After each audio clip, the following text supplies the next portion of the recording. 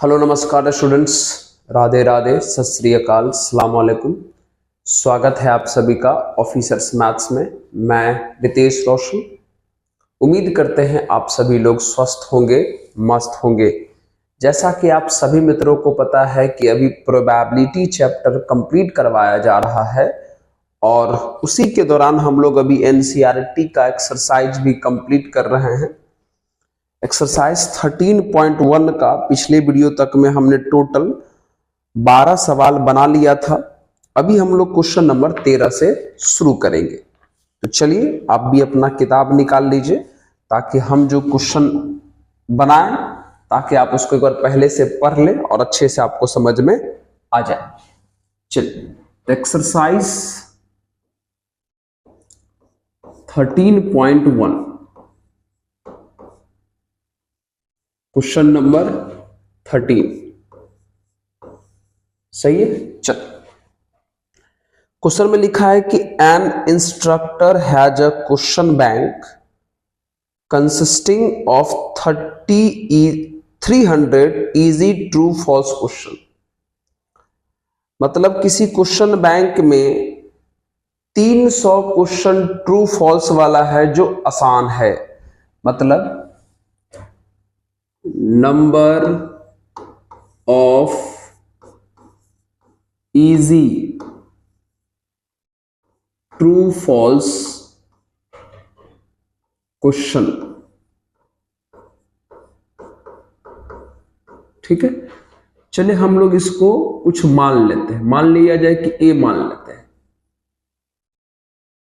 नहीं तो रहने दीजिए इसको 300 ये दिया हुआ है। बाद में ए और बी सब मानना शुरू करेंगे। क्वेश्चन में बोला है कि इजी ट्रू फॉल्स क्वेश्चन मतलब आसान वाला ट्रू फॉल्स क्वेश्चन कितने हैं? 300 है। डिफिकल्ट ट्रू फॉल्स क्वेश्चन कितने हैं? 200 हैं। मतलब नंबर ऑफ डिफिकल्ट मतलब hard difficult true false questions कितने हैं? 200 है। ठीक है, उसके बाद 500 easy multiple choice question. Number of easy multiple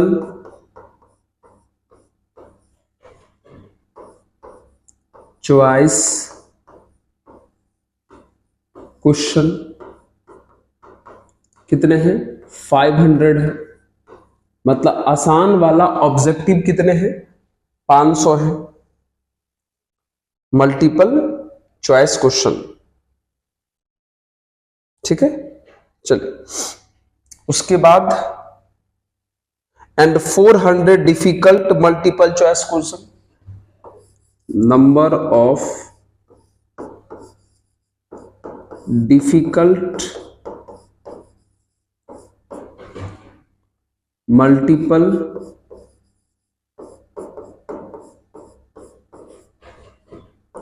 choice question 400। एक बार अगर हम इसको हिंदी में बोल दें तो कैसे लिखोगे?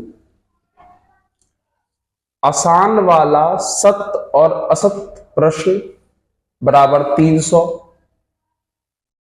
कठिन वाला सत्य और असत्य प्रश्न बराबर 200। आसान वाला वस्तुनिष्ठ प्रश्न, मल्टीपल चॉइस का मतलब होता है वस्तुनिष्ठ। आसान वाला वस्तुनिष्ठ प्रश्न बराबर 500 और कठिन वाला वस्तुनिष्ठ प्रश्न बराबर 400। अब क्वेश्चन में क्या बोला? If a question is selected at random from the question bank. इस टोटल क्वेश्चन में से एक क्वेश्चन चुना गया। टोटल कितना क्वेश्चन है जी?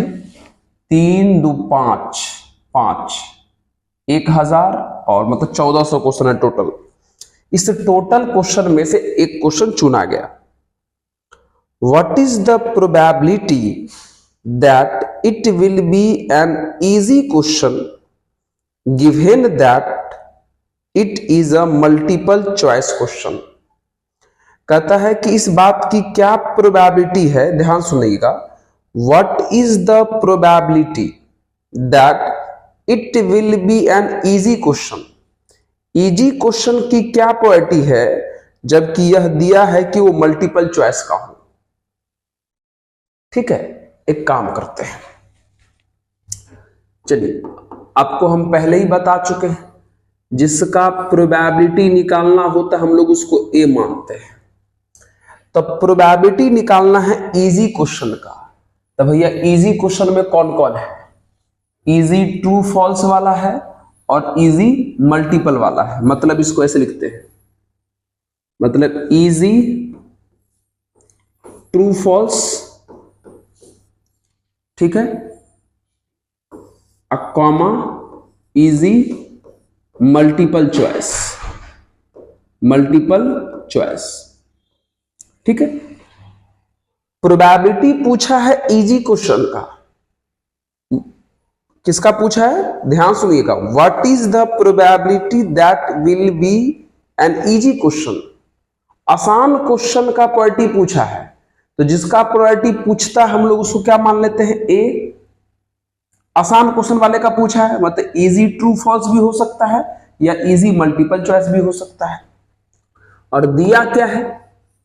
दिया क्या है? गिवन दैट, जो दिया है उसको बी मानते हैं, आपको पता है।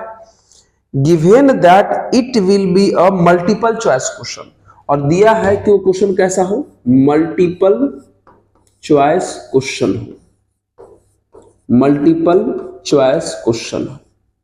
तो सबसे पहले हमें इन दोनों का क्या करना पड़ेगा? इंटरसेक्शन निकालना पड़ेगा। अब ध्यान से सुनो, ए में इजी वाला क्वेश्चन है, ट्रू फॉल्स का भी और मल्टीपल चॉइस का भी।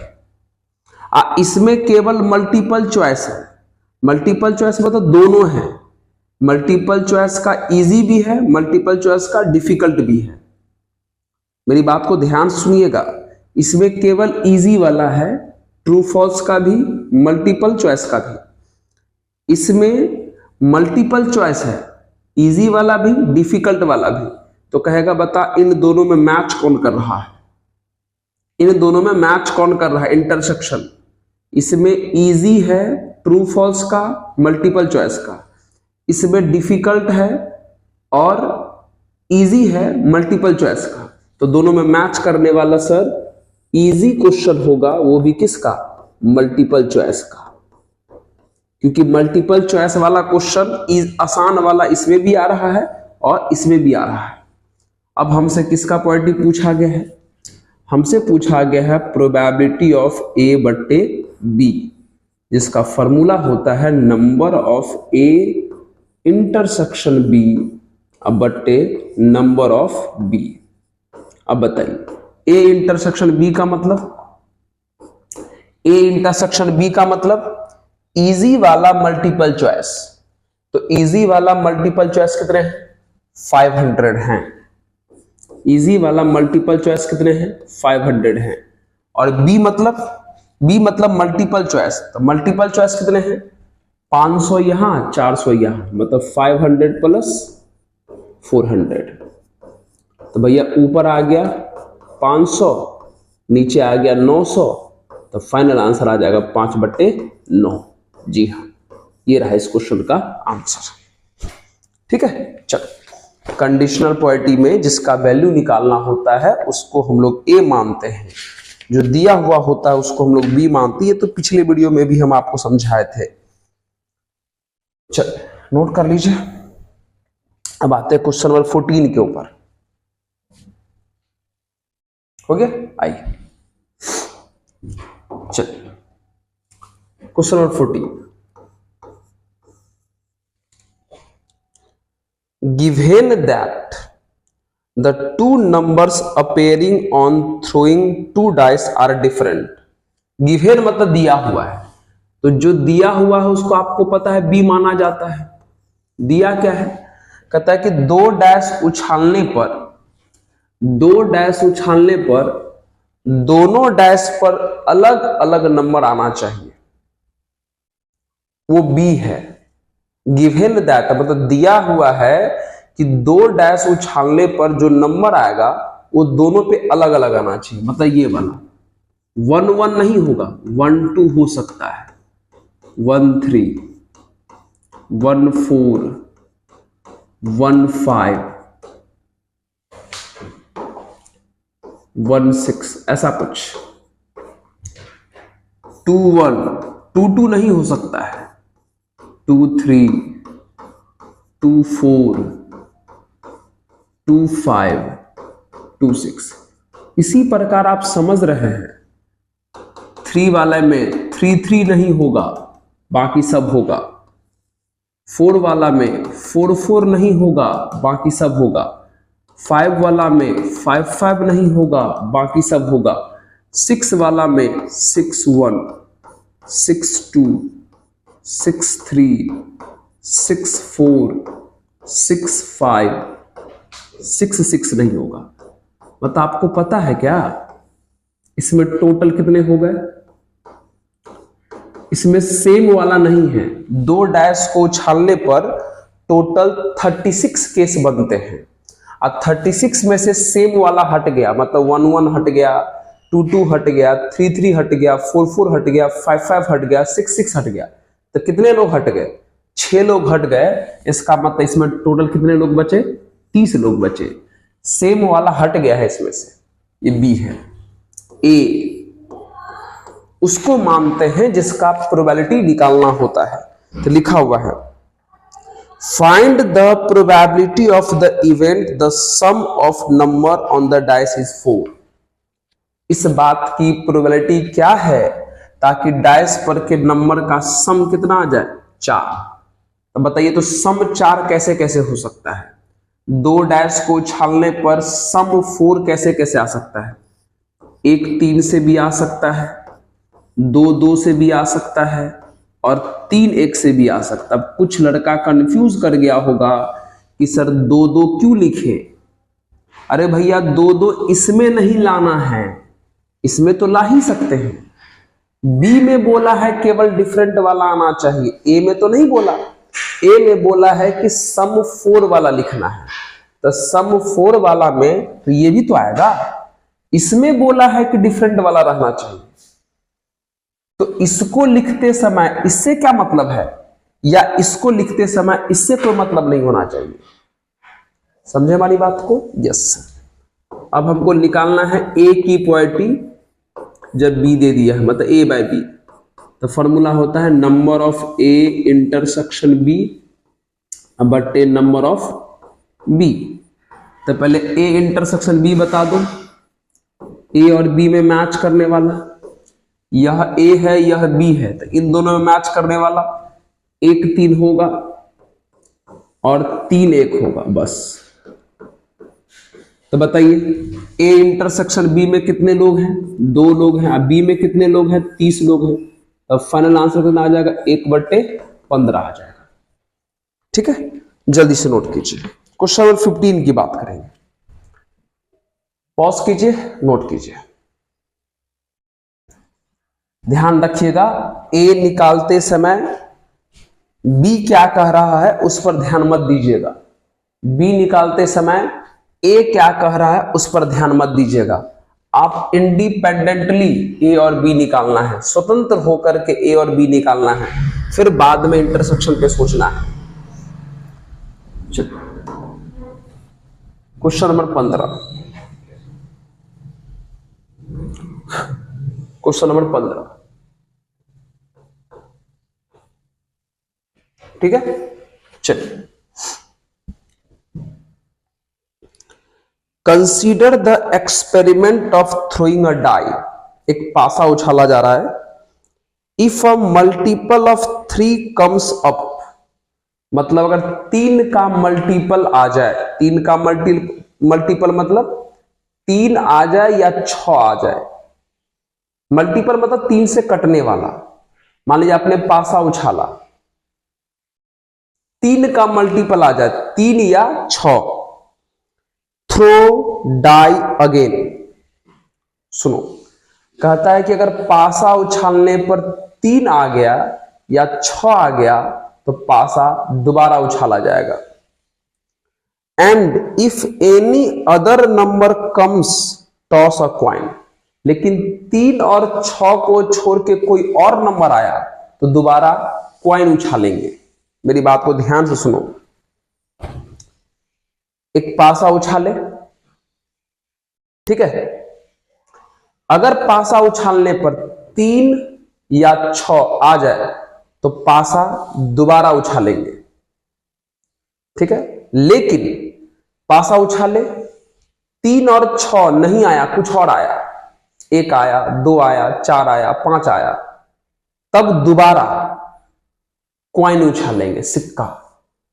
सोच के देखो तो इसका केस क्या क्या बनेगा, सैंपल स्पेस बना के देखो तो थोड़ा सा देखो, है ना। क्या बोला कि अगर 3 या 6 आ जाए तो पासा दोबारा उछालेंगे, मतलब अगर 3 आ गया तो पासा दोबारा उछालोगे तो 3 1 हो सकता है, 3 2 हो सकता है, 3 3 हो सकता है, 3 4 हो सकता है, 3 5 हो सकता है और 3 6 हो सकता है। 6 भी आ जाए तो फिर भी पासा दोबारा उछलेगा, तो 6 1 हो सकता है, 6 2 हो सकता है, 6 3, 6 4, 6 5, 6 6। लेकिन बोला क्या कि 3 और 6 के अलावा कुछ आ जाए, जैसे कि 1 आ जाए तो क्वाइन उछलेगा। तो जब क्वाइन उछलेगा तो हेड और टेल आएगा, तो 1 के साथ हेड हो सकता है या 1 के साथ टेल हो सकता है। 2 आएगा तो फिर भी क्वाइन उछलेगा, तो 2 के साथ हेड आ सकता है या 2 के साथ टेल आ सकता है। 4 आएगा फिर भी क्वाइन उछलेगा, तो 4 के साथ हेड आ सकता है या 4 के साथ टेल आ सकता है। 5 आएगा फिर भी क्वाइन उछलेगा, तो 5 आएगा तो 5 हेड हो सकता है या 5 टेल हो सकता है। ये है सैंपल स्पेस, जैसा हमको बोला गया था क्वेश्चन के हिसाब से, तो हमने सैंपल स्पेस लिख लिया। अब देखिए क्या कहता है, find the conditional probability of the event the coin shows a tail. Conditional probability उसका पूछा है जब क्वाइन पर क्या रहे, टेल रहे। इसका मतलब ए मान लेते हैं, तो बताइए तो क्वाइन पर टेल कब कब हुआ है, 1 टेल हुआ है, 2 टेल हुआ है, 4 टेल हुआ है और 5 टेल हुआ है। इन सभी स्थिति में क्वाइन पर टेल आया है। प्रोबेबिलिटी इसी का पूछा गया है। गिवन दैट क्या है, दिया हुआ क्या है, उसको बी मानते हैं। Given that at least 1 die show a 3, दिया हुआ यह है कि कम से कम एक क्वाइन पर 3 रहे। कम से कम एक क्वाइन पर 3 होने का मतलब हुआ कि दोनों क्वाइन पर भी 3 रह सकता है या किसी एक क्वाइन पर भी 3 होगा। मतलब 3 वाला लिखना है, चाहे एगो क्वाइन पर है चाहे 2 क्वाइन पर है। तो बताइए तो बी में 3 वाला लिखो तो इसमें से तो क्या क्या आएगा, 3 1, 3 2, 3 3, 3 4, 3 5, 3 6। और है कहीं 3 वाला क्या, इसमें 3 वाला सारा लिखा गया, इसमें 6 3 है एक, वो भी लिखा है। किसी एक कॉइन पर 3 होना चाहिए। और है 3 वाला क्या, नहीं, और कहीं नहीं है 3 वाला। ठीक हो गया। अब इन दोनों का इंटरसेक्शन निकाल लो, ए इंटरसेक्शन बी। तो बता इस ए में और बी में मैच करने वाला सर कुछ नहीं है, मतलब इंटरसेक्शन खाली है। हमसे पूछा क्या, पी ऑफ ए बट्टे बी पूछा है। तो पी ऑफ ए बट्टे बी का मतलब हुआ number of A intersection B अब बट्टे नंबर ऑफ बी। तो ए इंटरसेक्शन बी में कितने लोग हैं भैया, एक भी नहीं, मतलब 0। अब बी में कितने लोग हैं, 1 2 3 4 5 6 7। तो 0/7 कितना आंसर आ जाएगा, 0 आ जाएगा। ठीक है, इसका आंसर 0 हो गया। नोट कर लिया जाए, बहुत बढ़िया। ओके, चलिए क्वेश्चन नंबर बात करते हैं 16 की। अब 16 17 दो ऑब्जेक्टिव सवाल है। चलिए 16 क्या दिया हुआ डेटा, पी ए इक्वल्स टू 1/2 दिया हुआ है, पी बी इक्वल्स टू 0 दिया हुआ है। तो कह रहा है कि ए बाय बी बताओ। ये तो सिंपल चीज है भैया। तो ए बाय बी का फॉर्मूला क्या होगा, P of A by B का formula P of A intersection B अब बट्टे P of B. A intersection B को अभी मारो गोली, भैया वो कुछ भी हो जाए उससे क्या फर्क पड़ता है। दिक्कत ये है कि पी ऑफ बी का वैल्यू 0 है, तो ऊपर कुछ भी है नीचे 0 है, तो आंसर तो अनडिफाइंड आ जाएगा जी, अनडिफाइंड आ जाएगा। सही है कि नहीं है? बिल्कुल सर। 17 नंबर की बात कर लेते हैं। तो अच्छा कौन सा ऑप्शन सही हुआ, C number, option number C is the correct answer. अब इसकी बात कर लेते हैं। A and b are event such that दिया हुआ है पी ऑफ ए बट्टा बी बराबर P of B by A दिया हुआ है। तो बताना है कि चारों ऑप्शन में से कौन सा करेक्ट है। तो सॉल्व कीजिए इसको। P of A by B का मतलब P of A intersection B अब बट्टे P of B, B by A का मतलब P of B intersection A अब बट्टा P of A. Yes sir. अब देख लो ये और ये दोनों सेम है, ऊपर ऊपर कट गया, बाय क्रॉस करोगे तो पी ए बराबर पी बी हो जाएगा। बहुत बढ़िया, पी ए बराबर पी बी हो गया। मतलब option number D is the correct answer, D is the correct answer. ठीक है, तो चलिए, तो इस प्रकार से जो है आपका ये एक्सरसाइज कंप्लीट हो गया है ना। अब हम लोग नेक्स्ट थ्योरी पर बात करेंगे और फिर उस पर क्वेश्चंस लगाएंगे। चलिए तो शुरू करते हैं आज की अगली कहानी को, है ना। आइए, सही 13.1 कंप्लीट हो गया प्यारे। अब हम लोग बात करने जा रहे हैं मित्र, अभी का जो हमारा टॉपिक है वो है जिसका नाम है इंडिपेंडेंट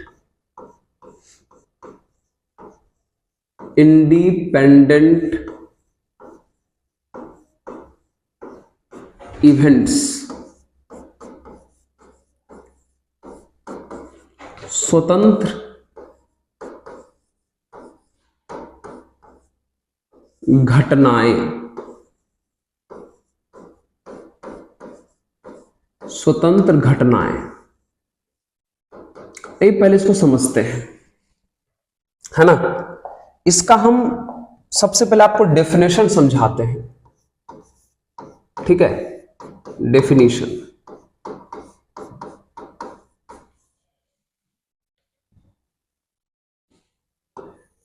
ठीक है। आइए डेफिनेशन समझाते हैं। क्या है definition?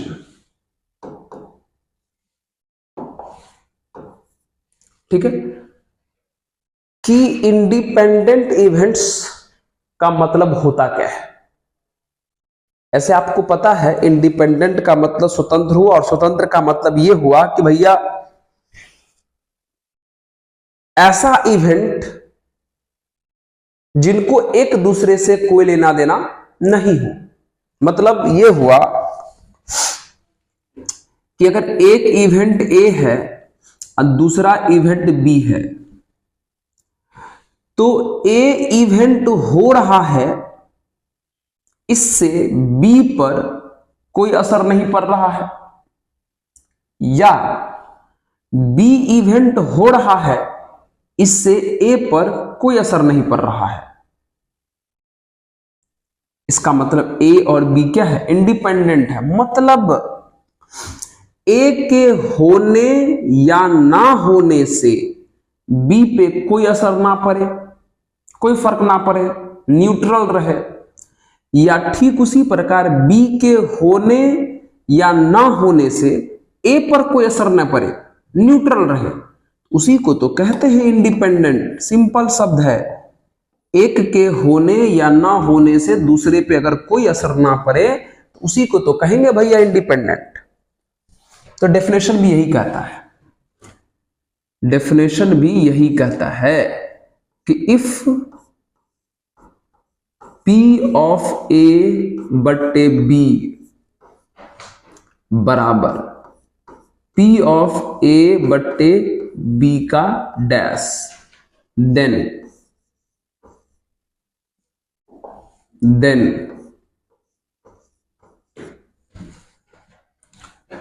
A and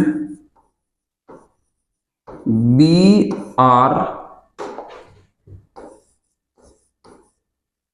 called independent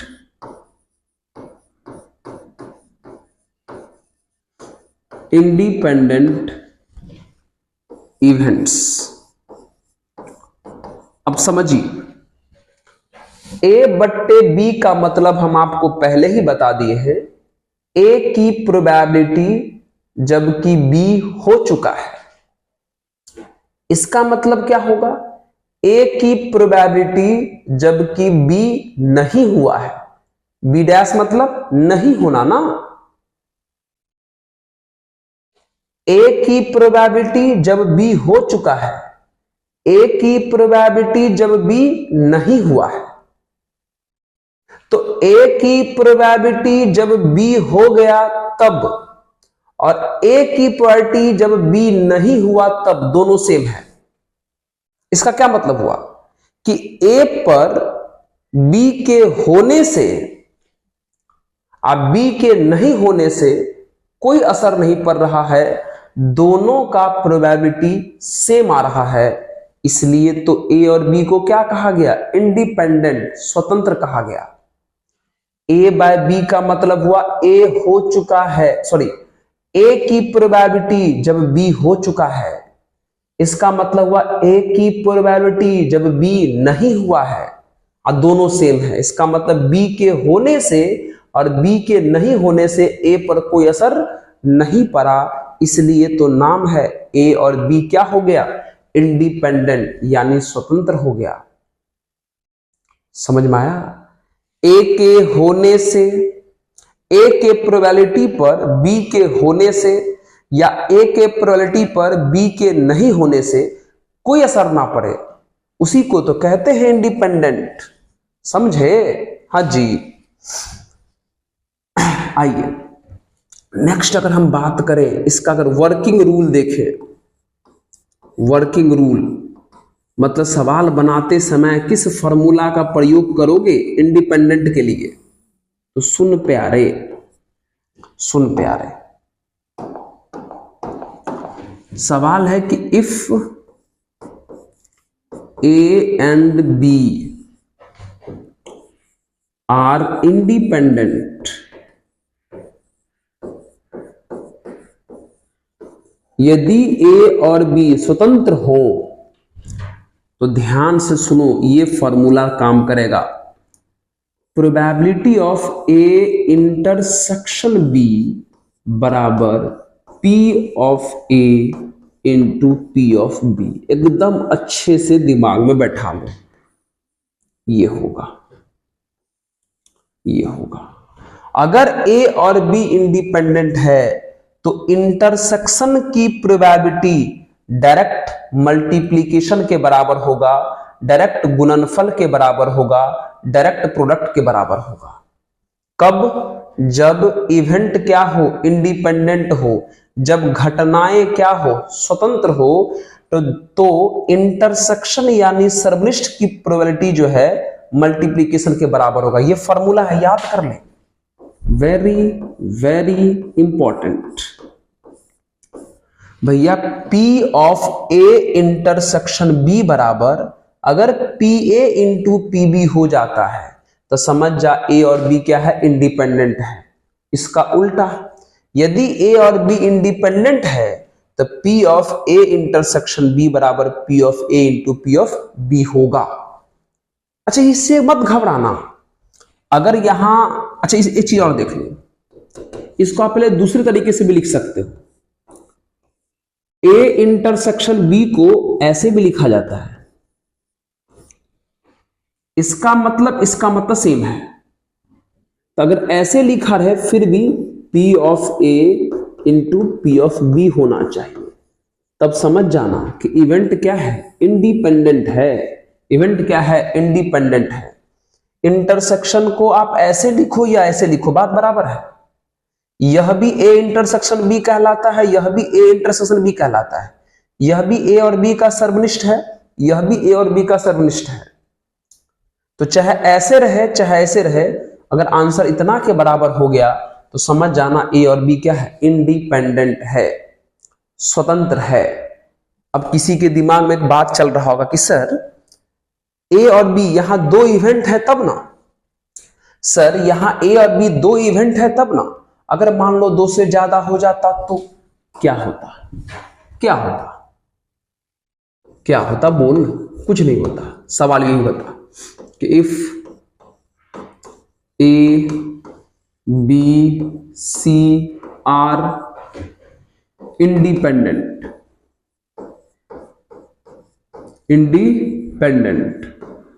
कोई बात नहीं। अगर तीन को इंडिपेंडेंट है फिर भी वही होता। P of A intersection B intersection C ऐसे लिखो, या P of A B C ऐसे लिखो, इसका value direct P of A into P of B into P of C के बराबर होगा। कोई फर्क नहीं पड़ता है कि कितना इवेंट इंडिपेंडेंट है, जितना भी इवेंट इंडिपेंडेंट होगा सबका इंटरसेक्शन डायरेक्ट उसके प्रोबेबिलिटी के प्रोडक्ट के बराबर हो जाएगा, डायरेक्ट उसके प्रायिकता के गुणनफल के बराबर हो जाएगा। समझ में आया? तो याद रखना इस बात को कि अगर इवेंट इंडिपेंडेंट है तो इंटरसेक्शन का वैल्यू डायरेक्ट मल्टीप्लाई के बराबर होता है। ठीक है, एक छोटा और प्यारा सा नोट, ये भी ख्याल रखना, ये भी काम की चीजें हैं। Note, if A and B are independent, यदि A और B स्वतंत्र हैं, देन, हिंदी वाले मित्रों को भी कोई दिक्कत नहीं होना चाहिए क्योंकि बीच बीच में हम हिंदी भी बोल ही देते हैं। यदि A और B स्वतंत्र हैं, देन सुनो, अगर A और B इंडिपेंडेंट है, then A and B dash, A and B dash, ये दोनों भी क्या होगा, इंडिपेंडेंट होगा, स्वतंत्र होगा। ठीक है, अगर A और B इंडिपेंडेंट है तो A डैश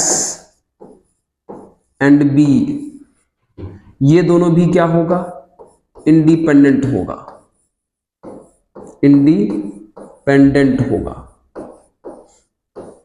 ठीक है, अगर A और B इंडिपेंडेंट है तो A dash and B dash भी इंडिपेंडेंट होगा।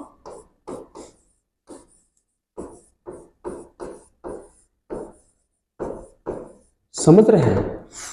हाँ, अगर A और B इंडिपेंडेंट है तो A और B डैश भी इंडिपेंडेंट कहलाएगा, A डैश और B भी इंडिपेंडेंट कहलाएगा, A डैश और B डैश भी क्या कहलाएगा, इंडिपेंडेंट कहलाएगा। जल्दी से इसको नोट करें। ठीक है, चलिए आइए, अब एक क्वेश्चन है जो थोड़ा फेमस है ना, एग्जाम में पूछा भी जाता है। चलिए हम उसको पहले प्रूफ कर देते हैं आपको। आइए तो पॉज करिए, नोट कीजिए, ये इंडिपेंडेंट की कहानी है। चलिए क्वेश्चन क्या है देखिएगा, क्वेश्चन रहा ये, if A and B are independent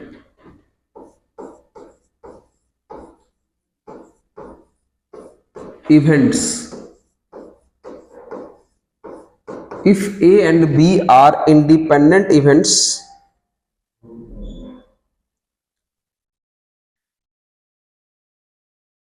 then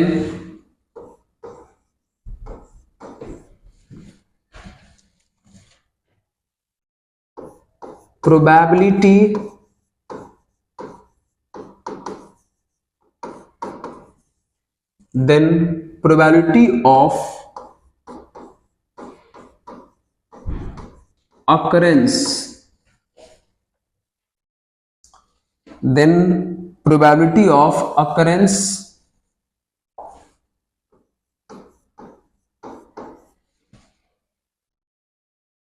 of at least one of A and B is given by 1 minus P of A complement into P of B complement। ये फॉर्मूला की तरह भी याद रखिएगा और इसको प्रूफ कर देते हैं वो भी याद रखिएगा, क्योंकि एग्जाम में ये भी पूछा जाता है, प्रूफ भी पूछा जाता है। ठीक है, आइए पहले हम समझाते हैं कि क्वेश्चन बोला क्या आपको। पहले तो क्वेश्चन हम आपको समझा दें कि भैया प्रूफ क्या करना है। प्रूफ दैट क्या करना है, ठीक है। चलिए, कहता है कि A और B इंडिपेंडेंट इवेंट है, then probability of occurrence of at least, ध्यान से सुनो क्या लिखा है प्यारे, एटलिस्ट। एटलिस्ट का मतलब होता है यूनियन, सम्मिलन। एटलिस्ट का मतलब होता है यूनियन यानी सम्मिलन। तो स्वाभाविक बात है, प्रूफ करने के लिए कह रहा है कि probability of a union b यानी सम्मिलन बराबर 1 माइनस पी ऑफ ए का dash into P of b का डैश। समझ में आया क्या प्रूफ करना है? यही है ना? हाँ जी यही है, ठीक है, यही चीज प्रूफ करना है। Probability of a union b बराबर 1 minus p of a dash into P of b dash, क्योंकि एटलिस्ट का मतलब होता है यूनियन यानी सम्मिलन।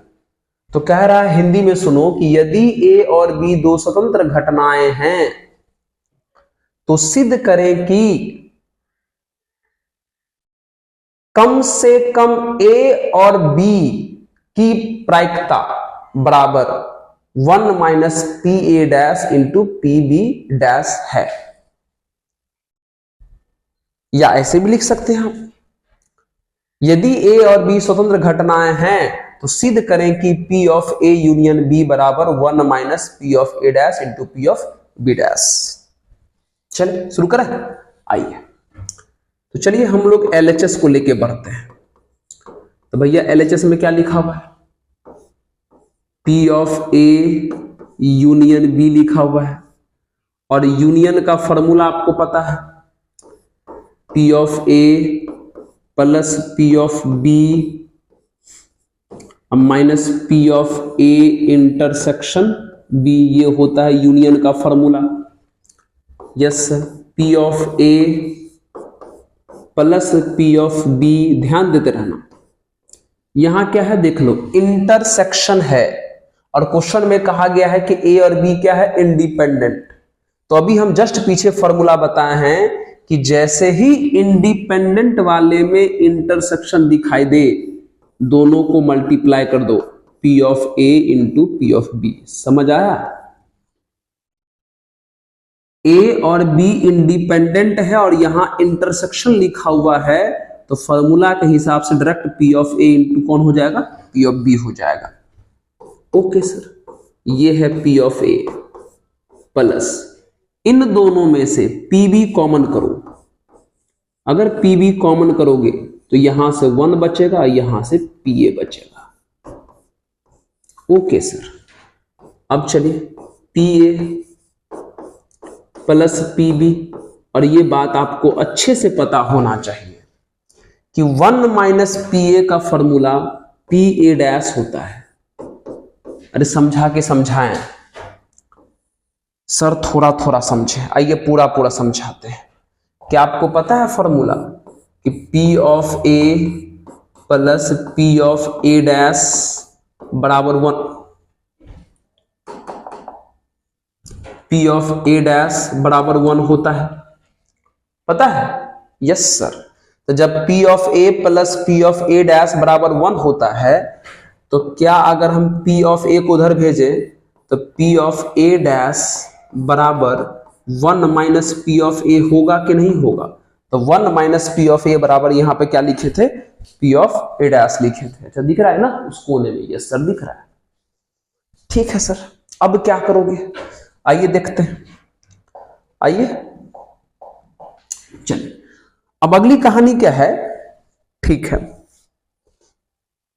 ना? एक काम करते हैं, यहां क्या लिखा है? पी ऑफ ए लिखा है। तो क्या इस पी ऑफ ए को यहीं से देख लो ना, P of A plus P of a dash बराबर 1 है, तो क्या यहां से पी ऑफ ए बराबर इसको उधर भेज करके 1 minus p of a dash लिख सकते हैं? हाँ सर बिल्कुल लिख सकते हैं। अब बगल में कौन लिखा है? बगल में लिखा है P of b into P of a dash लिखा है। ओके सर, 1 माइनस इन दोनों में से पी ए डैश कॉमन कर लो और माइनस भी कॉमन कर लो। पी ए डैश भी कॉमन करो, माइनस भी कॉमन करो। तो पी ए डैश भी कॉमन किए हो, माइनस भी कॉमन किए हो, तो यहां से कितना बचेगा भैया? 1। पी ए डैश भी कॉमन किए हो, माइनस भी कॉमन किए हो, तो ये प्लस में, तो किस में हो जाएगा? माइनस में, पी ऑफ बी। वापस समझो, वापस समझो, वापस समझो। इन दोनों में से पी ए डैश भी कॉमन किए हैं और माइनस भी कॉमन किए हैं, तो माइनस वाला चीज प्लस में आ जाएगा। तो पी ए डैश कॉमन किए तो 1 बचेगा, लेकिन प्लस में, क्योंकि माइनस भी कॉमन हुआ है। पी ए डैश कॉमन होगा तो पी बी बचेगा, लेकिन माइनस में, क्योंकि माइनस भी कॉमन हुआ है। माइनस कॉमन होने पर माइनस वाला प्लस में आ जाता है, प्लस वाला माइनस में आ जाता है। अब ये बात अच्छे से आपको पता है, 1 minus p of a dash into 1 minus p of b dash, 1 minus p b बराबर पी बी डैश हो जाएगा। 1 का 1, माइनस का माइनस, पी ए डैश, अब 1 माइनस पी बी बराबर पी बी डैश। अरे जिस प्रकार 1 माइनस पी बी बराबर पी बी डैश हो जाएगा, क्योंकि p b plus p b dash बराबर भी तो 1 होगा। ठीक ऐसा ही फॉर्मूला बनेगा, p b plus p b dash बराबर 1। तो क्या पी बी डैश बराबर 1 माइनस पी बी नहीं हो जाएगा? Yes sir. तो देख लो, जो प्रूफ करना था वो आपका प्रूफ हो गया RHS। बस सिंपल सा फॉर्मूला का कमाल था, है ना? इसको अच्छे से ध्यान रखेंगे, प्लीज अच्छे से ध्यान रखिएगा।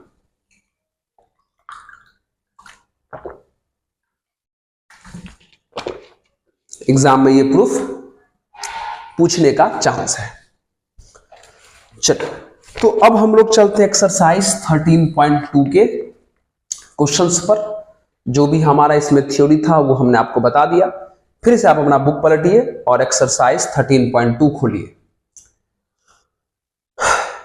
चलिए आइए, एक्सरसाइज 13.2 का पहला क्वेश्चन क्या है? क्वेश्चन देखिएगा।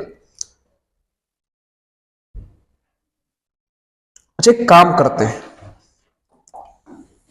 आज ना एक चीज बता देते पहले कार्ड के बारे में, क्योंकि कार्ड का इसमें यूज है। क्वेश्चन अगले ही वीडियो से शुरू करेंगे। प्लेइंग कार्ड्स बता देते हैं आपको आज। प्लेइंग कार्ड्स,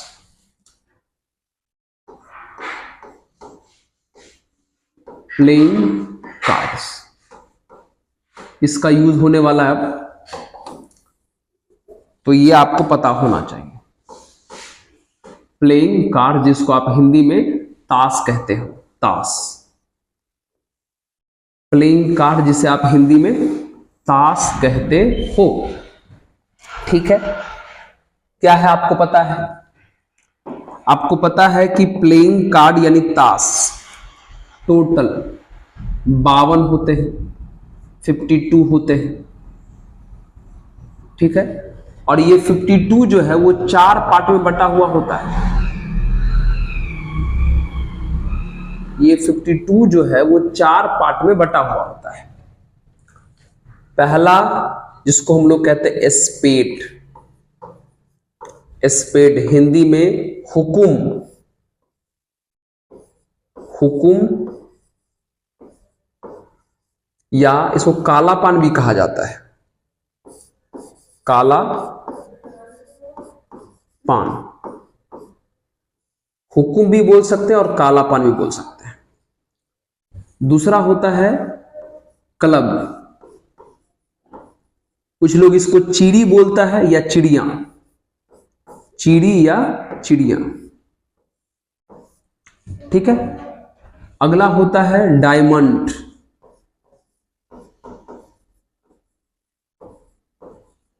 जिसको हम लोग ईट बोलते हैं हिंदी में। ठीक है, और अगला होता है हार्ट, लाल पान, लाल पान। ठीक है, तो पूरा जो हमारा कार्ड है वो 4 भाग में बटा हुआ होता है, spade, club, diamond, heart. Diamond को ईट, गांव घर में लोग इसको ठिकरी भी बोलते रहते हैं, है ना, ऐसे ईट कहा जाता है, किताबी भाषा है। स्पेड, क्लब, डायमंड और हार्ट, हुकुम, चीरी, ईट और लाल पान। अगली बात, आपको पता है कि भैया ये भी कितने होते हैं? 13। ये भी कितने होते हैं? 13। ये भी कितने होते हैं? 13। और ये भी कितने होते हैं? 13। सब 13 13 होता है। ठीक है, अगली बात, आपको ये भी पता है कि सर स्पेड और क्लब ब्लैक कलर का होता है, काला रंग। कितने हो गए? 26 हो गए। आपको ये भी पता है कि डायमंड और हार्ट लाल रंग का होता है, रेड। कितने हो गए? 26 हो गए। समझे? ये डेटा आपको पता चला?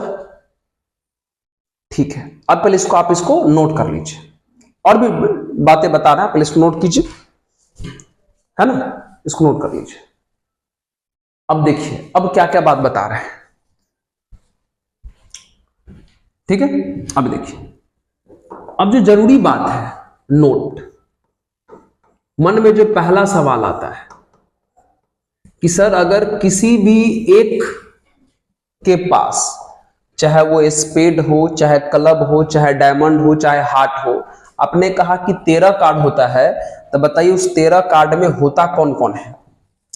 तो भैया सुनो, पहली बात, 13 कार्ड्स, जो 13 वो पत्ता होता है उसमें क्या क्या होता है? एस, किंग, क्वीन, जैक, 2 3 4 5 6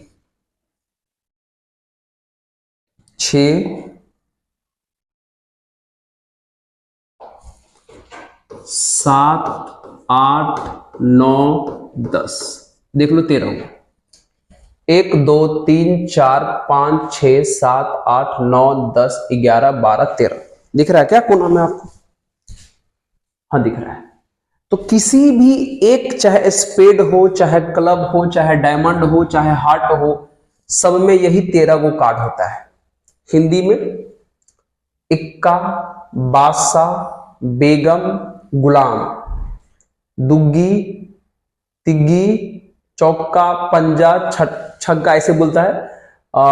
उसके बाद सत्ता, अट्ठा, नहला और दहला, ये होता है।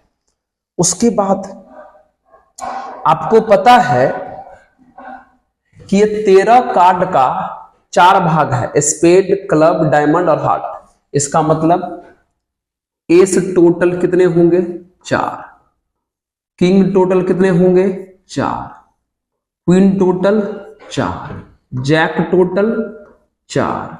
दुग्गी टोटल 4। 3 वाला टोटल 4। 4 वाला टोटल 4। 5 वाला टोटल 4। 6 वाला टोटल 4। 7 वाला टोटल 4। 8 वाला टोटल 4। 9 वाला टोटल 4। 10 वाला टोटल 4। तो सब 4-4 गो होता है। उसके बाद दूसरी बात, फेस कार्ड, जिसको हिंदी में चेहरा वाला कार्ड या तस्वीर वाला पत्ता कहते हैं। तो फेस में कौन कौन आता है भैया? एस आते हैं, किंग एस नहीं आता, सॉरी। फेस में जो है वो किंग आता है, क्वीन आता है और जैक होता है। अगर आप कार्ड देखे हैं तो चेहरा इसी सब में लगा होता है, किंग में, क्वीन में, जैक में। तो कितने हो गए टोटल? 4, 4, 4। तो टोटल कितने हो गए भैया? 12। यानी फेस कार्ड जो है टोटल वो 12 गो होते हैं। फेस कार्ड कितने होते हैं? 12, यानी चेहरा वाला 12 गो होता है। उसके बाद होता है ऑनर कार्ड। ऑनर कार्ड्स, इसको लोग मुख्य पत्ता भी बोलता है, हिंदी में मुख्य पत्ता। कौन कौन आता है? एस, किंग, क्वीन, जैक, ये होता है। इक्का, बासा, बेगम, गुलाम, और सब 4-4 गो होता है। तो कुल कितने हो गए भैया? 16 गो हो गए। ठीक है। फिर एक और होता है जिसका नाम है सूट मतलब प्रकार। सूट को हिंदी में कहते हैं प्रकार। तो बताइए तो कितने प्रकार के कार्ड होते हैं? 52 में, है ना। एक पैक में 52 कार्ड होता है, उसमें कितने प्रकार होते हैं? 4 प्रकार। इसका मतलब सूट हमारे पास कितने हो गए? 4। कितने सूट हो गए? 4। सूट कितने हो गए? 4। किसका किसका?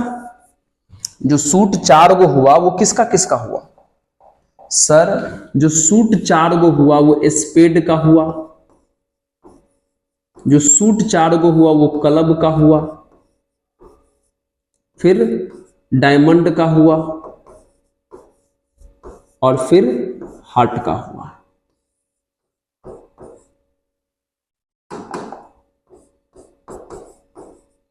ठीक है। सूट मतलब होता प्रकार।